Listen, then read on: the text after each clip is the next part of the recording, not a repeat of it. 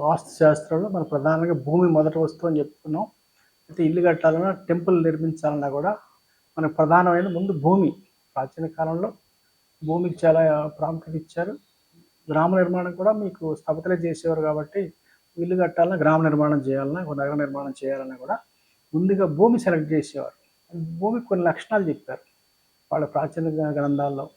ఏంటంటే మీకు అసలు భూమి ఎలాంటి సాయిల్ ఉండాలి, ఎలాంటి సాయిల్ నివాసం ఉండాలి, ఎలాంటి సాయిల్ ఉండకూడదు కూడా నియమాలు చెప్పారు. భూమి స్వరూపం, షేపు, స్లోప్ గురించి, లెవెల్స్ అని, తర్వాత భూమిలో ఉన్న సరౌండింగ్స్ గురించి, చెట్ల గురించి అన్ని విషయాలు చెప్పారు మనకి. అయితే ముందుగా అసలు ఎలాంటి మట్టి కలిగిన భూమిలో నివాసం ఉండాలో చెప్పారు. చూద్దాం మనం. మొదటిది ఏంటంటే మీకు మనుషులు పశువులు తిరిగే భూమి అయి ఉండాలని చెప్పారు. ఫస్ట్ కండిషన్ మనుషులు పశువులు తిరిగాడే నేలలో మనం నివాసం ఉండాలని చెప్పారు.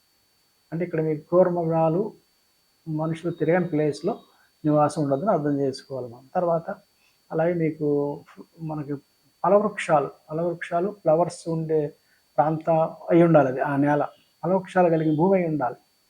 అలాగే మీకు లెవెల్ ఉండాలి, హైట్ ఉండాలి, భూమి ఎత్తు ఉండాలి. కొంచెం మరి పల్లవ నేలలో నివాసం పనికిరాదు. కొంచెం చుట్టుపక్కల కంటే ఎత్తైన భూమి అయి ఉండాలి అది. అలాగే లెవెల్ ఉండాలి, స్లోప్ ఉండాలి, భూమికి స్లోప్ ఉండాలి. అది కూడా కొన్ని స్లోపులు చెప్పారు. ఈస్ట్ కానీ ఉత్తరం కానీ ఈశాన్య స్లోప్ అని చెప్పారు. తర్వాత నేల నడుస్తున్నప్పుడు స్మూత్గా ఉండాలి. అది మరి రాళ్ళు గుచ్చుకున్నట్టు కాకుండా మెత్తని నేల, మంచి నేల అయి ఉండాలి, స్మూత్ ఉండాలి నేల.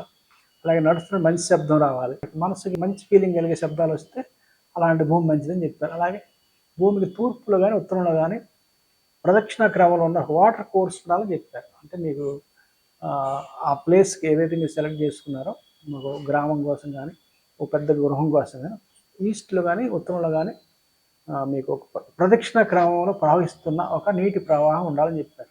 ఉంటే చాలా శుభం అని చెప్పారు.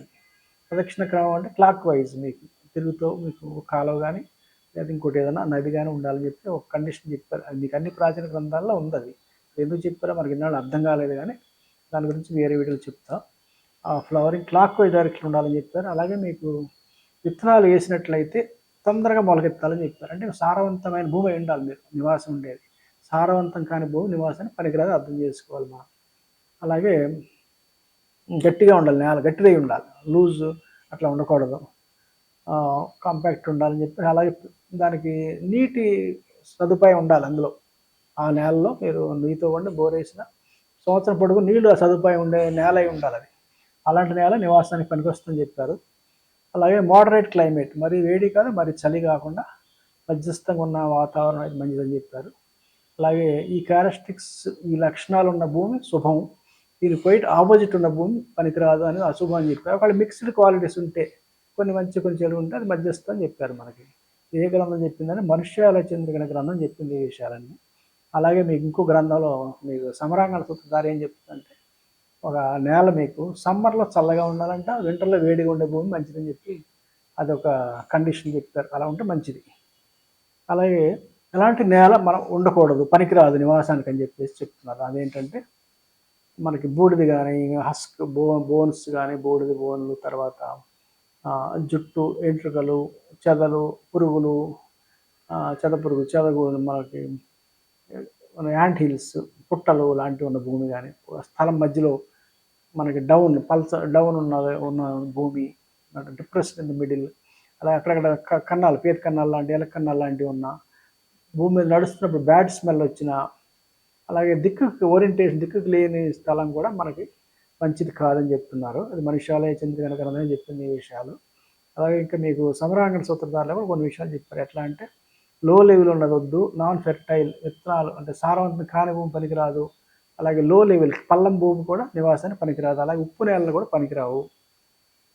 సాల్టీ నేల, మనం సాల్టీ సాయిల్ అంటే ఉప్పు నేలలు అంటాం, అవి కూడా నివాసాన యోగ్యానికి అనుకూలం కాదని చెప్తుంది ఇది.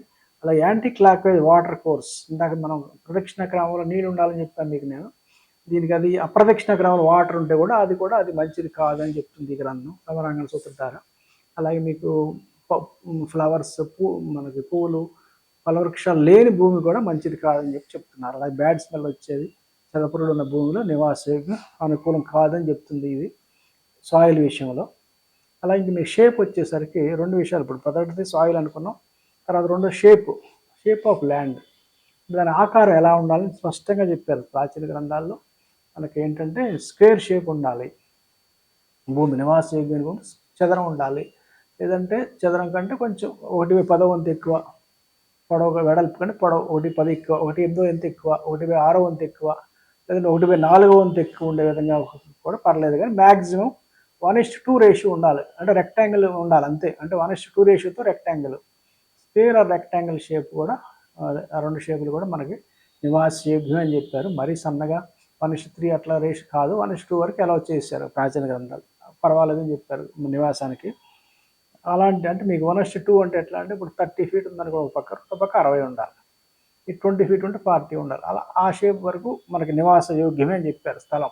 వాళ్ళ ఇంటిదైతే ప్రాచీన గ్రంథాలు ఇచ్చింది. ఒకవేళ లేదు అనుకోండి, ఇప్పుడు మీకు ఎక్కడ 20/60 ఉందనుకోండి, మనకి ఆధునిక కాలంలో మనకి ఆ ప్రాచీన కాలంలో షేపులు లేవు వాళ్ళు సిటీస్లో, అంటే బలం తక్కువ అని అర్థం చేసుకోవాలి తప్ప అక్కడ ఉన్నంత మాత్రాన ఏదో జరిగిపోద్దని ఊహించుకోకూడదు. వాస్తు బలం తక్కువ అని తెలుసుకోవాలి. అలాగే ఎలాంటి షేపులు, ఎలాంటి ఆకారం ఉన్న భూమి వద్దు అని చెప్పారంటే, ఇక ముఖ్యంగా సర్క్యులర్ వృత్తాకారంగా ఉన్నది కానీ, అర్ధచంద్రాకారంగా ఉన్న భూములు కానీ, మనకి త్రికోణాకార భూములు కానీ, పెంటగన్ 5 కోణాలు 6 కోణాలు, అలాగే మీకు శూలంలాగా ఉన్న భూములు, తర్వాత ఒక చాట ఆకారంలో ఉన్నాయి కానీ, గోముఖం ఆకారం ఉన్నాయి కానీ, గోముఖం అంటే మీకు ఇలా ఉంటుంది షేప్, ట్రెపీజియం అది కూడా చాట్ లాగానే. చాట్ ఎలా ఉంటే అది రివర్స్లో ఉంటుంది, దానికి ఆపోజిట్. అది రెండు ఒకలానే ఉంటాయి, చాట్ ఆకారంలో ఉంటుంది. అది కూడా అశుభమే. గోముఖ ఆకారం కూడా స్థలం మంచిది కాదు. అలాగే మీకు తాబేలు, ఎలిఫెంట్ యొక్క పై భాగం అనమాట, ఇలాగా పై భాగం ఎలా ఉంటుంది, సెమీ సర్క్యులర్ లాగా మధ్యలో ఎత్తుండి అటు ఇటు అట్లా కూడా ఉండకూడదని చెప్పారు మనకు శాస్త్రాల్లో. ఇవన్నీ కూడా మనుష్యాలయ కేంద్రం చెప్పింది ఇలాంటి షేప్స్ వద్దనేసి. అలాగే మీకు ఇందా చెప్పినట్టు స్క్వేర్ నుంచి రెక్టాంగిల్ వరకు 1:2 రేషియో వరకు మనకి నివాసానికి యోగ్యమే, అందరికీ కూడా, అన్ని కులాలకు కూడా, అన్ని వర్ణాల వారికి. అలాగే మంచి షేప్ లేకపోతే ఏం చేయాలి అంటే, ఆధునిక కాలంలో వచ్చే సమస్య ఇది.